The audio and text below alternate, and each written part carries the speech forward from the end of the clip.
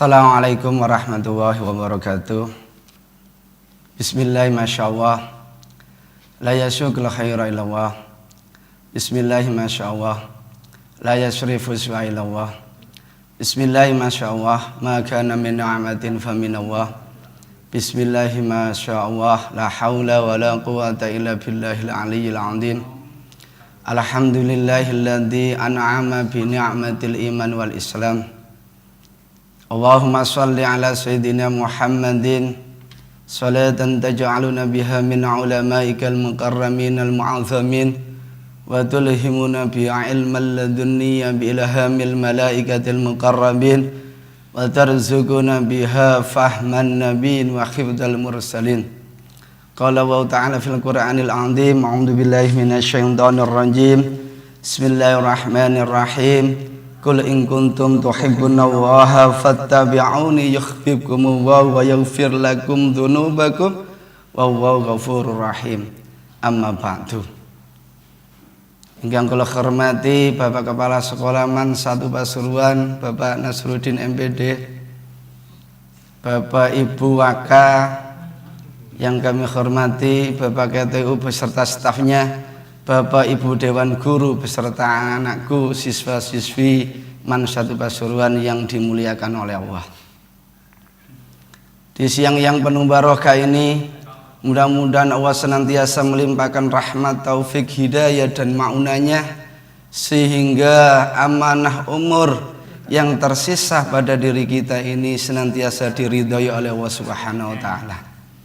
Salawat ma'asalam mudah-mudahan tetap kita haturkan kepada baginda Rasulullah Muhammad sallallahu alaihi wasallam. Bapak Ibu dan siswa-siswi yang dimuliakan oleh Allah, tidak terasa pada siang hari ini kita sudah masuk di 10 hari kedua. Di 10 hari kedua yang akhir, karena malam nanti sudah masuk di malam 21. Maka di akhir minggu kedua atau 10 hari kedua ini adalah merupakan maghfirahnya Allah.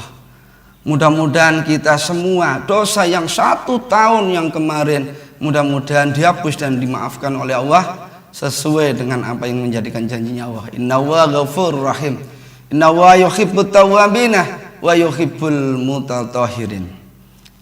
Bapak Ibu dan siswa-siswi Man 1 Pasuruan yang dimuliakan oleh Allah, karena tidak mudah orang yang mendapatkan maghfirahnya Allah, maka oleh karena itu di siang yang penuh barokah ini kami mengambil suatu tamah indahnya mahabbah kepada Allah di masa remaja. Karena apa? Karena dasar orang yang mahabbah kepada Allah, cinta kepada Allah didasari, maka hidup ini akan tenang. Maka oleh karena itu apa yang ayat yang sudah saya sampaikan di surat Al-Imran ayat 31, Qul in kuntum tuhibbunallaha fattabi'uni yuhibbukumullahu wa yaghfir lakum dzunubakum wallahu ghafurur rahim. Katakanlah Muhammad, jika kamu mencintai Allah, ikutilah aku. Dasarnya apa? Adalah di dalam kalbu kita. Maka kalau orang benar-benar didasari cintanya itu karena Allah, tuhibbunallah fattabi'uni yuhibbukumullah, segala apa yang dia lakukan pasti dia mengatakan Allah, Allah. Maka oleh karena itu Bapak Ibu dan anak-anakku yang dimuliakan oleh Allah, ada suatu kisah seorang raja yang dia membuat suatu kejutan, yang dia membuat suatu sayembara. Dalam kisah ini sangat luar biasa, menarik sekali. Dia mengatakan, barang siapa yang nanti kalau saya meninggal mampu menunggu saya selama 41 hari, selama 40 hari atau sampai 41 hari, maka sebagian hartaku akan aku berikan kepada dia. Dia sayembara kemana-mana, tidak ada satupun yang mau dan mampu. Siapa yang mau menunggu orang yang meninggal di dalam kubur? Maka ada satu sosok seorang miskin yang berhari-harinya dia mencari kayu bakar dan kemana-mana selalu membawa kapak. Maka orang ini datang ke sosok seorang raja ini. Ya raja, saya yang mau menunggui nanti seketika raja sudah meninggal. Maka raja berjanji, andai kata nanti saya meninggal, maka akan aku bangunkan makam saya, kuburan saya, sebagaimana saya masa hidup saya. Begitu indahnya. Maka oleh karena itu seketika raja itu wafat, maka dibentuklah tempat makamnya itu indah sekali. Pada hari pertama datanglah seorang malaikat Israel yang datangnya sangat menggemburu sekali, sangat menakutkan sekali. Kasih salam bagaikan orang yang mau nagih utang. Bagaimana orang yang ditagih utang itu? Dengan salamnya saja sudah gemeteran di hari pertama. Maka seketika ditanya, man rabbuka, man nabiyuka, man imamuka, maka raja ini bisa menjawab dengan tenang. Tapi seketika ditanya, dari mana hartamu, kemana pangkat kamu yang kamu peroleh dan kamu gunakan masa hidupmu, maka raja ini menjawab dengan tertatih-tatih.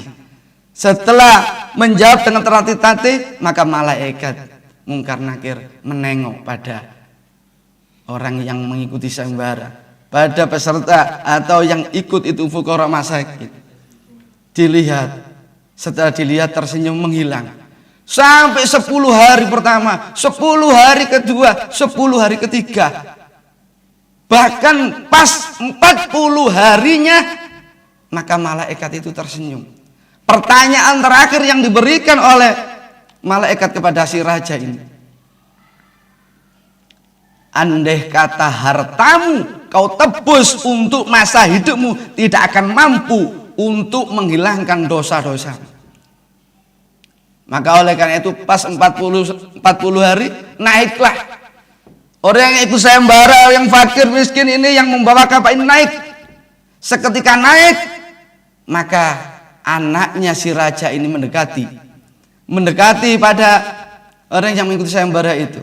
Seketika mendekati, maka anaknya berkata, Bapak, harta separuh sebagian milik raja, milik ayah saya ini akan aku berikan kepada engkau.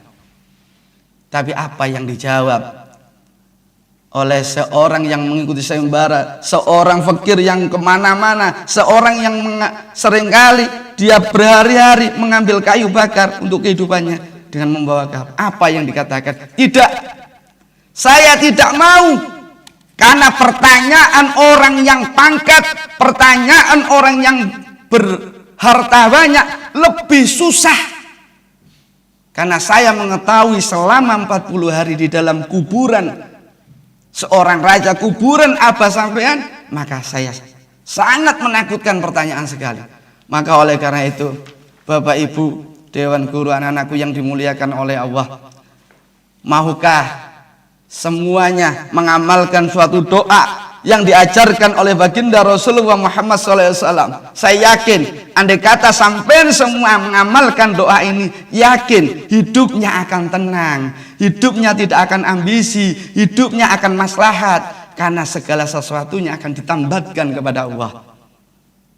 Mau saya ijazahkan doa ini? Monggo, kita amalkan setiap hari. Andai kata memang siap, diri kita siap, anak kita siap, keluarga kita siap, fa insyaallah hidup kita akan lebih maslahat. Seketika kita nanti wafat, maka kita senantiasa bersama baginda Rasulullah Muhammad SAW. Apa bentuk doa itu? Allahumma ahyina miskinan wa amitna miskinan wahsurni fi zumratil masakin yaumal qiyamah.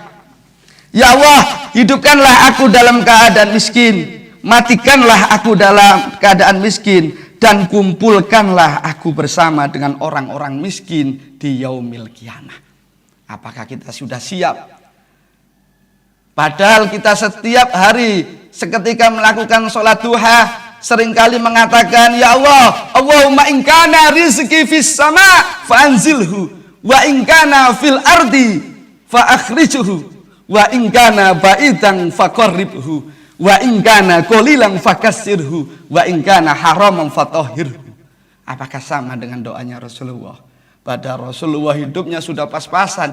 Pada Rasulullah hidupnya saja untuk buat makan itu kadang-kadang sampai 1 minggu dia berpuasa. Begitu indahnya mahabbah Rasulullah kepada Allah sehingga dia setiap hari berdoa. Bahkan Rasulullah dipertanyakan kepada Sayyidatul Aisyah.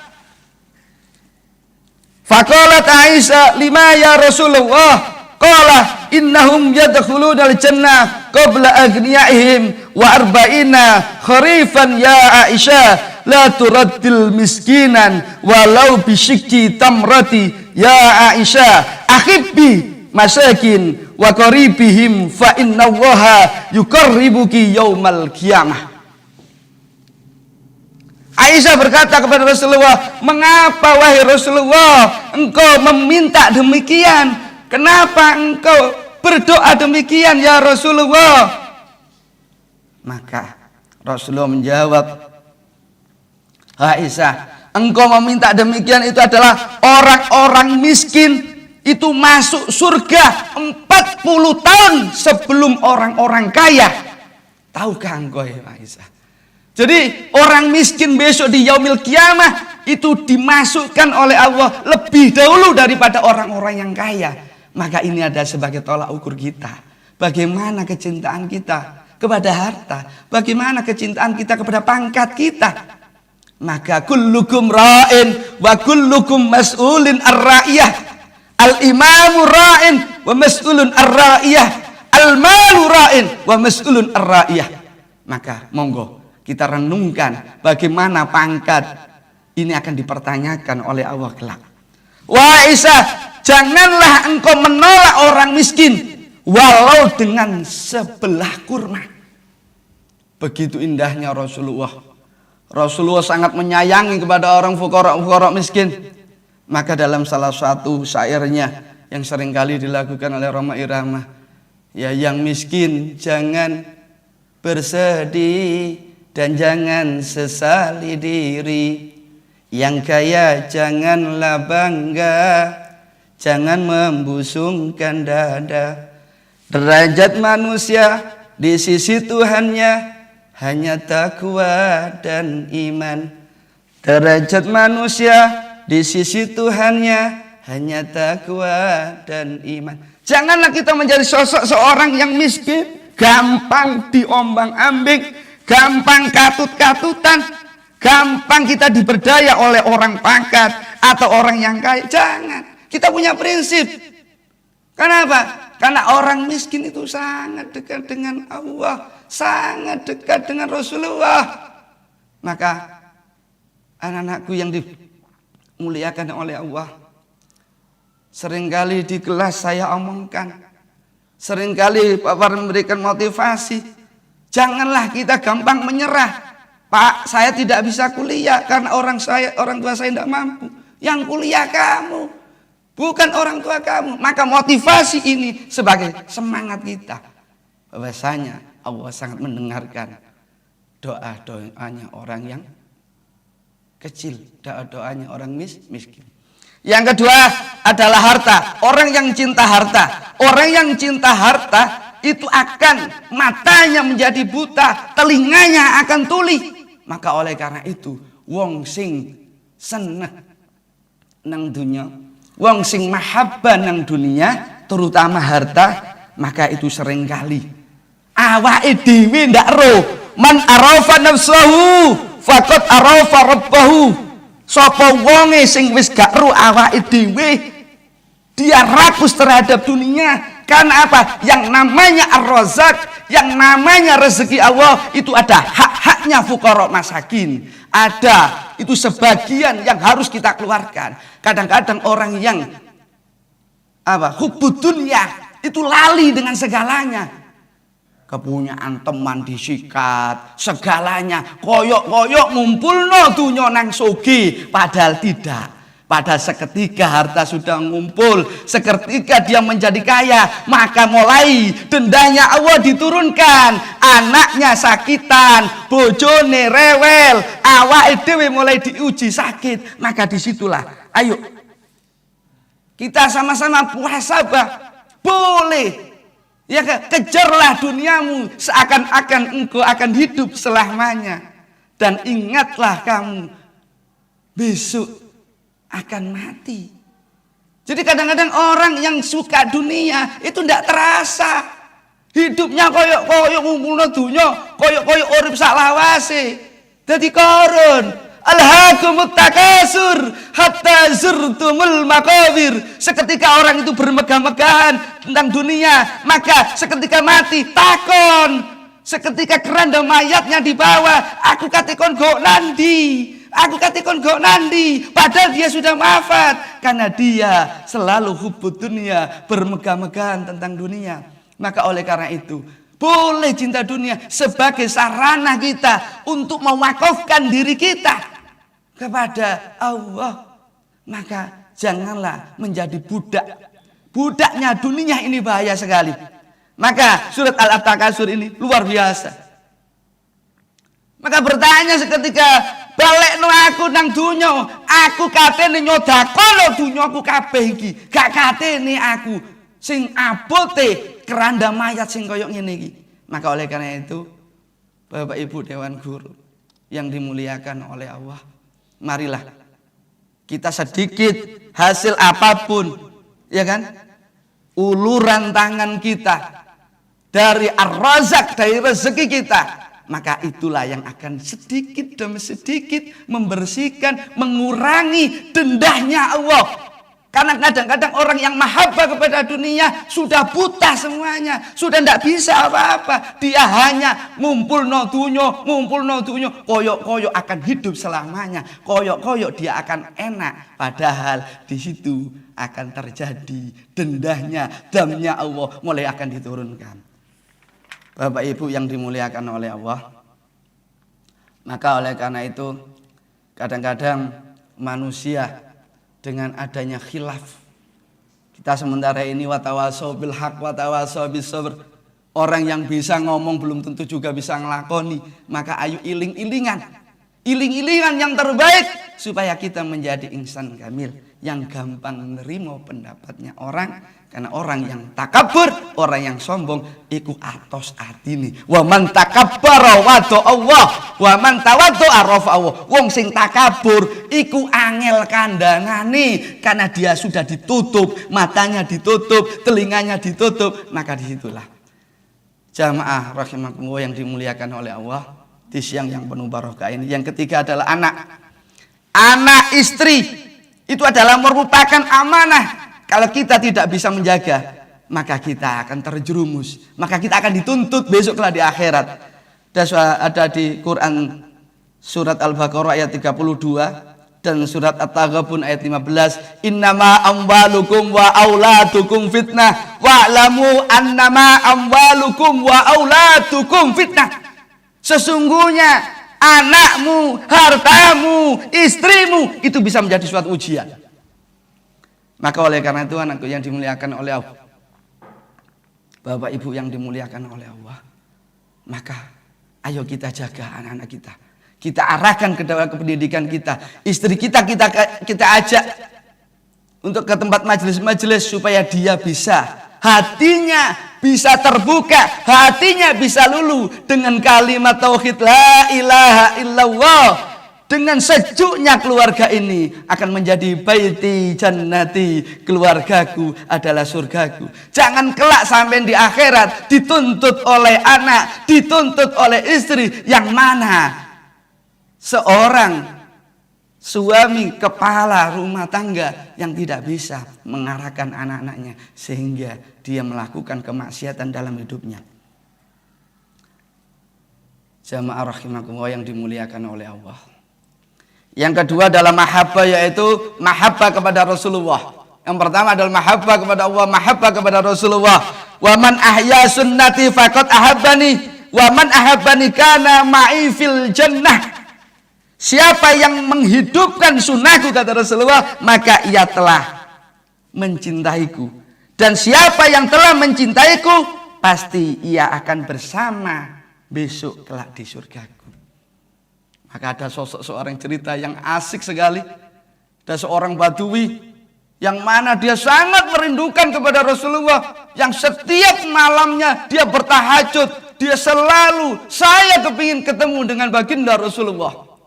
Maka suatu ketika dia ditakdirkan oleh Allah bertemu dengan Rasulullah, maka dipeluknya dia, seorang badui ini, dipeluk benar Rasulullah. Setelah dipeluk dia bertanya, "Masa ya Rasulullah, kapan hari kiamat ini ya Rasulullah?" Maka Rasulullah kaget. Dia bertanya, "Hei orang badui, kenapa engkau bertanya tentang kiamat?" "Iya ya Rasulullah, saya sangat rindu dengan engkau." Maka Rasul bertanya, "Apa modal kamu yang sehingga engkau bertanya tentang kiamat?" "Modal saya adalah mahabbah kepada Rasulullah Muhammad SAW. Saya setiap malam ya Rasulullah, setiap habis sholat tahajud, setiap saya habis sholat tasbih, setiap saya habis sholat hajat, selalu saya membacakan sholawat sampai 1000, sampai 10.000 setiap hari. Bahkan tetangga saya sampai bingung, anak ini kok setiap hari malam selalu dia mengutarakan sholawat dengan keras.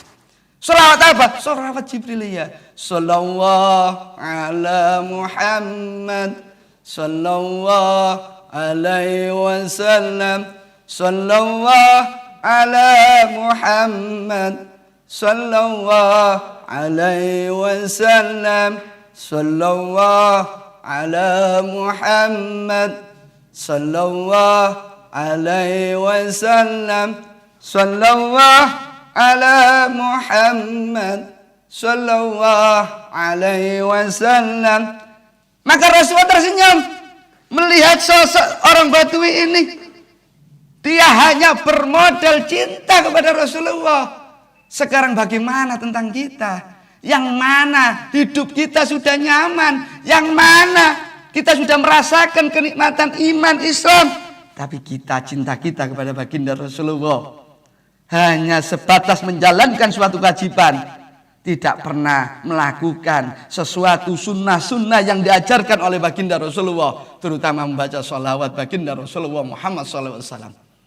Apakah kita tiap hari membaca sholawat lebih dari 10.000 seperti sahabat badui ini? Atau minimal 1.000 saja.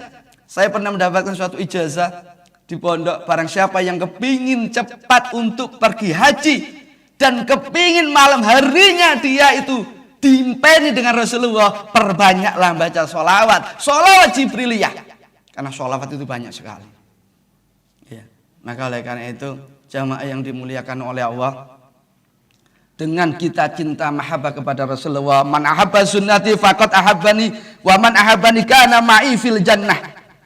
Maka oleh karena itu, jika kita ini memang benar-benar syiar kepada cinta kepada baginda Rasulullah, maka kita akan lebih mengutamakan syariat-syariat yang diajarkan oleh baginda Rasulullah. Saya pernah suatu ketika ikut seminar. Saya disuruh maju, ditanya sama profesor itu, Pak Farhan, siapakah orang yang kau idolakan? Siapakah orang yang kau idolakan? Saya menjawab, yang saya idolakan adalah Rasulullah baginda Muhammad SAW. Ditanya lagi, siapa lagi ya? Saya ditanya siapa lagi? Saya jawab, kedua orang tuaku. Tapi kalau anak-anak sekarang seringkali ditanya, siapa idolamu? Presiden Soekarno, Presiden Soeharto, bahkan artis-artis yang Nasrani, bahkan artis-artis yang mana dia adalah kelak, ya kan? Dia adalah notabene orang-orang non-muslim. Saya ditanya, maka profesor ini berdiam diri, diam. Kenapa Bapak Reko menjawab itu? Iya, laulaka ya Muhammad. Kalau tidak karena Muhammad, dunia ini tidak akan diwujudkan oleh Allah. Itu adalah merupakan profil untuk saya.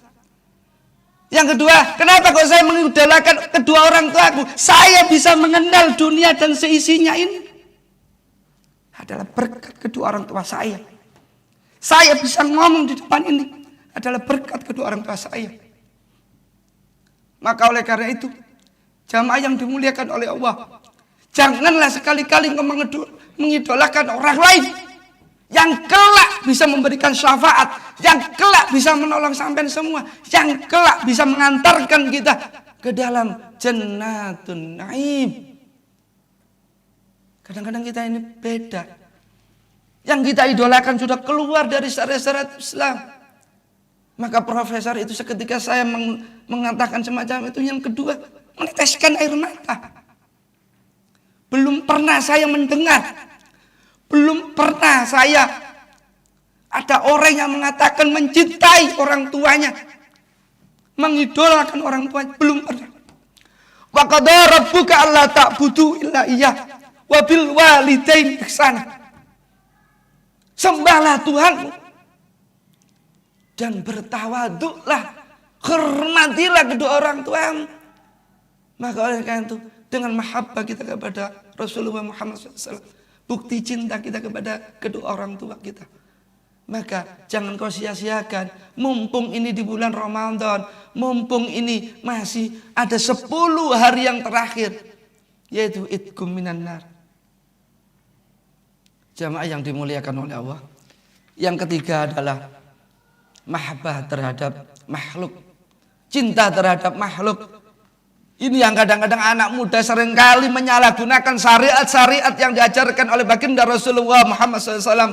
Sudah diterangkan dalam Quran surat Al-Hujurat, ya ayyuhan nasu inna khalaqnakum min dzakari wa unsa wa ja'alnakum syu'uban wa qabaila lita'arafu. Hai manusia, inna khalaqnakum, sesungguhnya aku menciptakan kamu berpasang-pasangan, berkobilah-kobilah, bersuku-suku. Tujuan apa? Lita'arafu, supaya kita saling mengenal. Dalam tanda kutip, ta'aruf ini jangan sampai keluar dari koridor syariat Islam. Karena anak sekarang ta'arufnya sudah berlebihan, akhirnya jadi tawur, jadi tidak maslahat. Maka oleh karena itu, anakku yang dimuliakan oleh Allah, sebenarnya yang namanya cinta itu adalah ranah yang sangat indah sekali. Kalau hidup ini tanpa adanya mahabbah, hidup ini tanpa adanya cinta, maka bagaikan taman yang tak berbunga.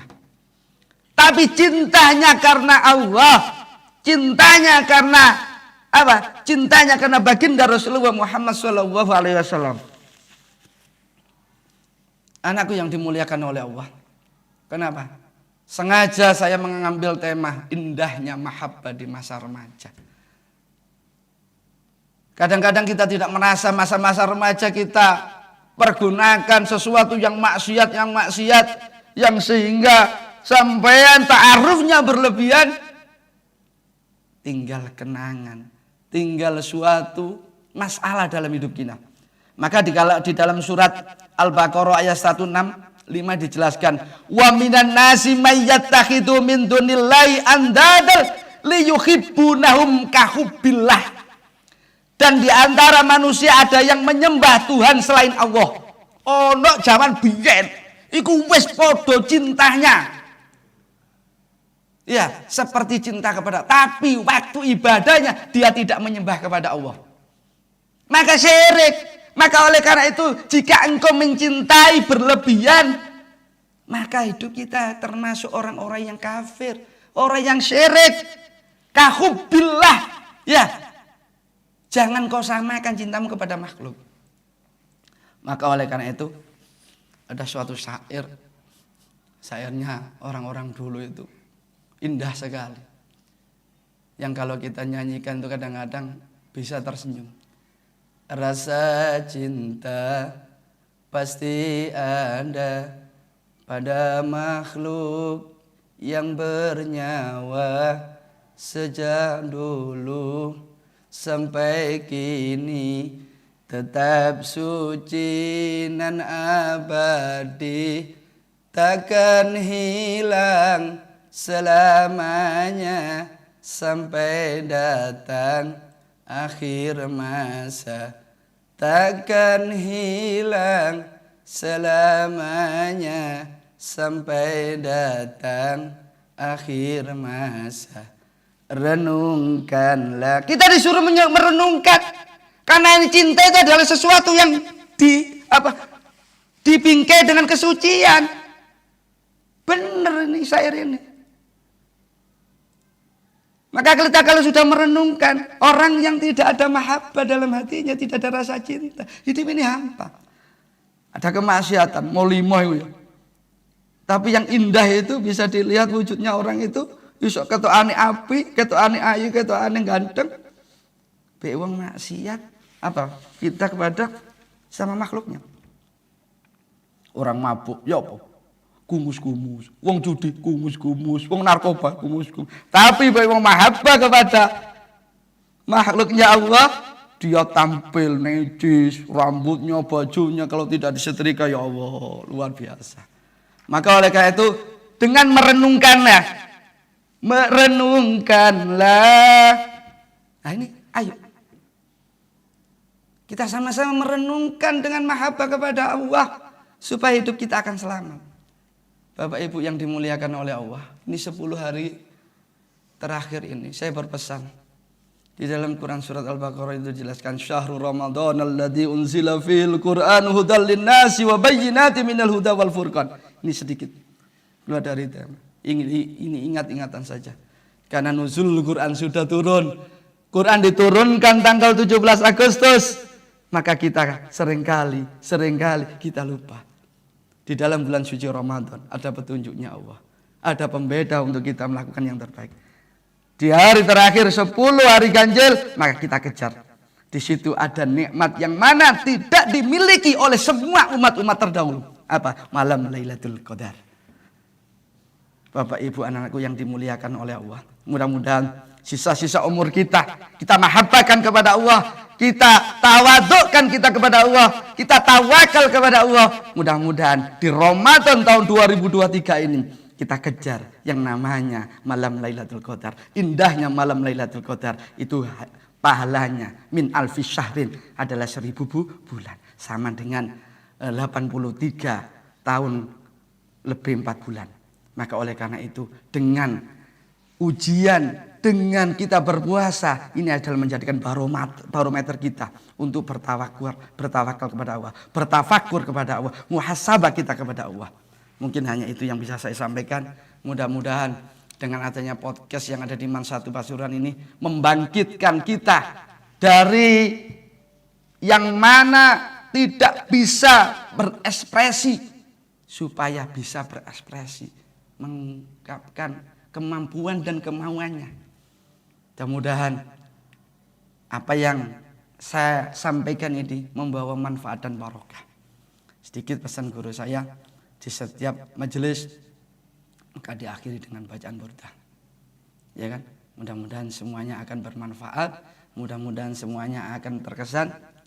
Mulai sholli wa salim iman abadan alal habibika khairil khalqi kullihim huwal habibul ladzi turja syafa'atuhu likulli hawli minal ahwa limuqdahimin ya Bibil Mustafa balligh maqasidana waghfir lana ma madha ya wahsyal karamin Muhammadun sayyidul kaunaini wasaqalaini wal fariqaini bil urbi wa min anjami ihdina suratal mustaqim wa bil taufiq wal hidayah war ridha wal inayah. Assalamualaikum warahmatullahi wabarakatuh.